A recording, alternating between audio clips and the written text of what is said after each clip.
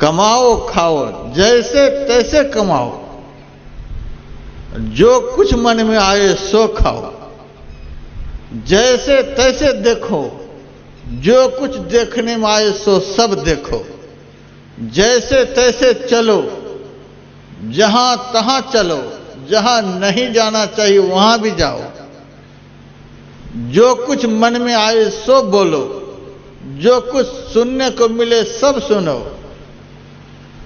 एक कूड़ादान बना लिया अपने जीवन को। कूड़ादान में जो कुछ भी डाला जाए सब स्वीकार है। उसी तरह से मनुष्य ने अपने जीवन को कूड़ादान बना लिया। जो मर्जी आए सो करो, जो मर्जी आए सो देखो, जो मर्जी आए सो खाओ, जो मर्जी आए सो पियो।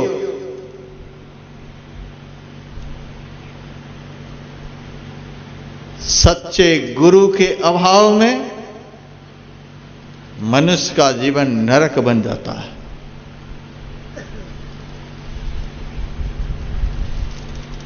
भगवान श्री कृष्ण ने सुदामा जी से कहा था, हे सुदामा,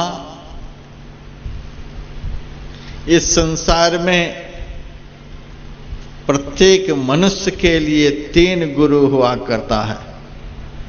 3 गुरु होते हैं। एक वे गुरु जो धर्म और अधर्म का ज्ञान देते हैं।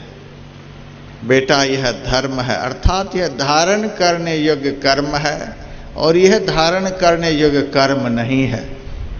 यह काम करो और यह काम नहीं करो। धर्म अधर्म का जो मार्गदर्शन करता है वह एक गुरु है। दूसरे गुरु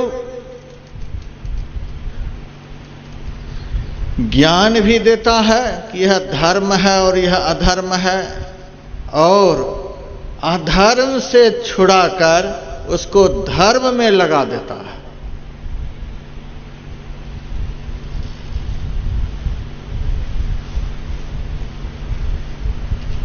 और तीसरे गुरु धर्म के स्वरूप जो मैं परमात्मा हूं, उस परमात्मा का ज्ञान कराता है। हे सुदामा, जिस गुरु की कृपा से धर्म के शाश्वत स्वरूप मुझ परमात्मा का ज्ञान हो जाता है, उस गुरु में और मेरे में कोई अंतर नहीं है। यथा गुरुस्तथे वेशो, यथा वेशस तथा गुरु, पूजनीयो महाभक्त्या न भेदो विद्यते नयो। जैसे गुरु हैं वैसे ईश्वर हैं, जैसे ईश्वर हैं वैसे गुरु हैं, इन दोनों में कोई भेद नहीं है। ऐसी भावना से गुरु की आराधना करे, गुरु के मार्गदर्शन में चले। गुरु नानक देव जी महाराज का वचन है, गुरुदेव सतगुरु पार ब्रह्म परमेश्वरु, गुरुदेव नानक हरि नमस्कार। भले ही देखने में मनुष्य के जैसे लगते हैं, लेकिन जिनकी कृपा से जीवन में मनुष्यता आती है, मनुष्य बनाने वाले ईश्वर का साक्षात्कार होता है, वे गुरु साक्षात ब्रह्म के रूप होते हैं।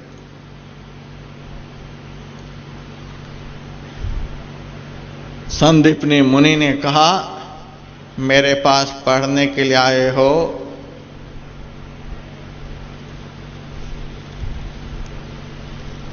तो पढ़ाऊंगा भी और गुरुकुल की सेवा भी कराऊंगा। झाड़ू लगवाऊंगा गुरुकुल में, जंगल से लकड़ी मंगवाऊंगा, लिपाई पुताई करवाऊंगा, रोटी बनवाऊंगा, चरण दबाऊंगा, स्नान करवाऊंगा, सब कुछ करवाऊंगा। हो तैयार?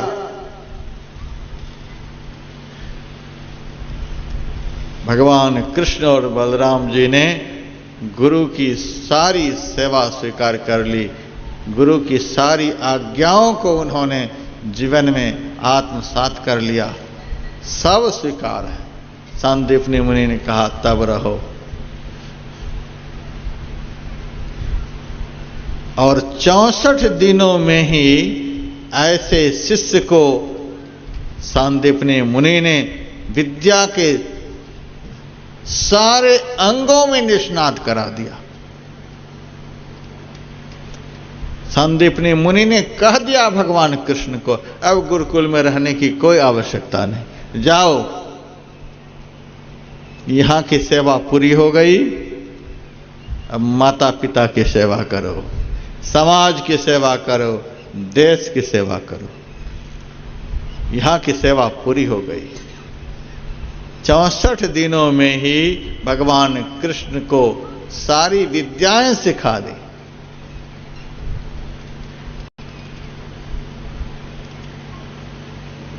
श्री कृष्ण 64 दिन में ही गुरु की कृपा से भगवान बन गए। आजकल बच्चे न जाने कितने साल तक पढ़ते रहते हैं, फिर भी भगवान नहीं बन पाते। भगवान बनना तो बहुत दूर की बात है, मनुष्य भी नहीं बन पाते, माता पिता के दुश्मन बन जाते हैं। लोग कहते हैं महाराज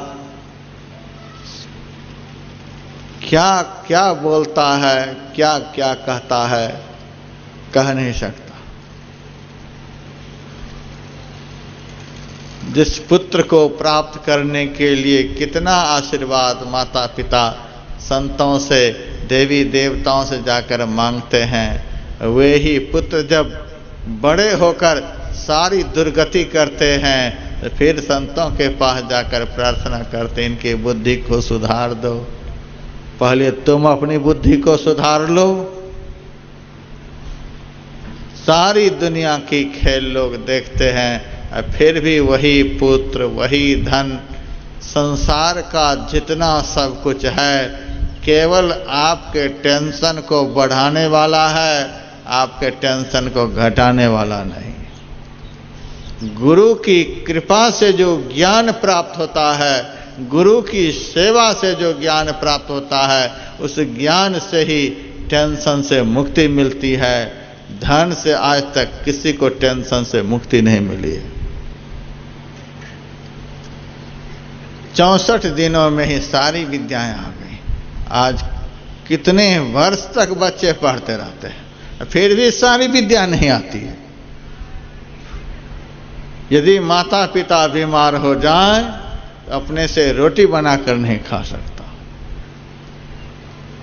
चौराहे पर जाकर अंडे खा लेंगे, लेकिन अपने घर में भोजन की सारी सामग्रियां पड़ी हुई रहती हैं, भोजन नहीं बना सकते।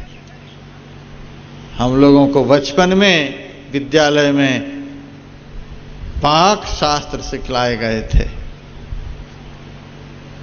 अब यदि यहाँ के अभिभावकों को मैं कहूँ कि आपके बच्चे से मैं झाड़ू लगवाऊंगा, सफाई करवाऊंगा, रोटी बनवाऊंगा, कोई अभिभावक तैयार होंगे इस स्कूल में बच्चे देने के लिए?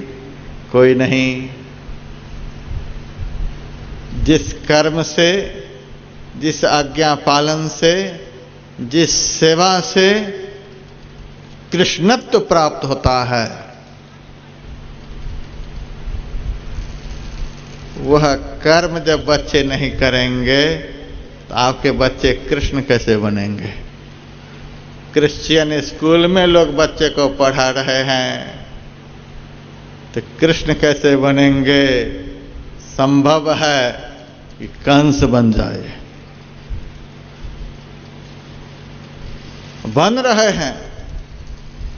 न खाने का ज्ञान, न पीने का ज्ञान, न जीने का ज्ञान, फर्राटे से अंग्रेजी बोलते। मैंने एक बच्चे से पूछा आपके पिताजी के नाम क्या है, तो सिर हिला दिया, नहीं जानता हूं, पिताजी को नहीं जानता हूं। तब किसको जानते हो? तो छोटे से बच्चे को पापा भी कहने नहीं आया, वो पाप बोल गया। हमारे पाप घर में बैठे हुए हैं। क्या मतलब हुआ? अपने बच्चे को ऐसे स्कूल में भेजे जिन्होंने बाप का भी परिचय नहीं दिला सका, बाप को पाप कह दिया। हम महात्माओं को विद्यालय खोलने की क्या जरूरत? इसीलिए जरूरत पड़ी है कि हमारे बच्चे बाप को पाप नहीं कहे, बाप को पिताजी कहे। डैडी बोलते कितना अटपटा सा लगता है। एकार और दीर्घकार को हटा दिया जाए क्या हो जाएगा? डैड हो जाएगा। दीर्घ एकार को हटा दिया जाए डैड हो जाएगा। क्या से क्या हो जाएगा?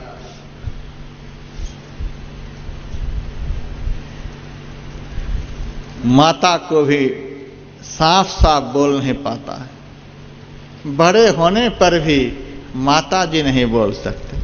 किसी भी धर्म ग्रंथ में आप लोगों ने पापा पढ़ा है,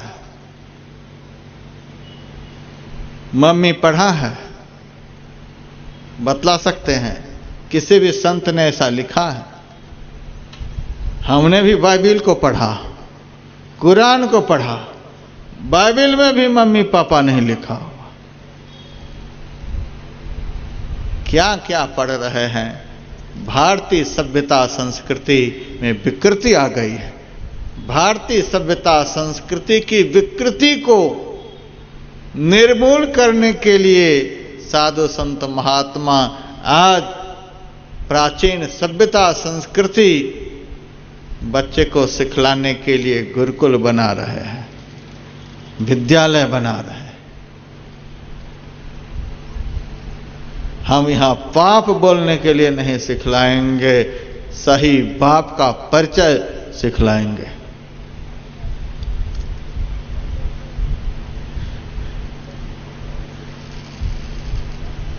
भगवान श्री कृष्ण 64 दिनों में विद्या के 64 लक्षणों को प्राप्त कर घर गए,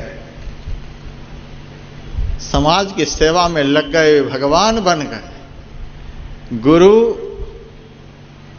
जीवन में मनुष्यता लाते हैं और धीरे धीरे क्रमिक विकास कराते हुए भगवती सारे गुण भरकर उसे भगवान बना देते हैं। प्रत्येक मनुष्य मूल रूप में भगवान ही है।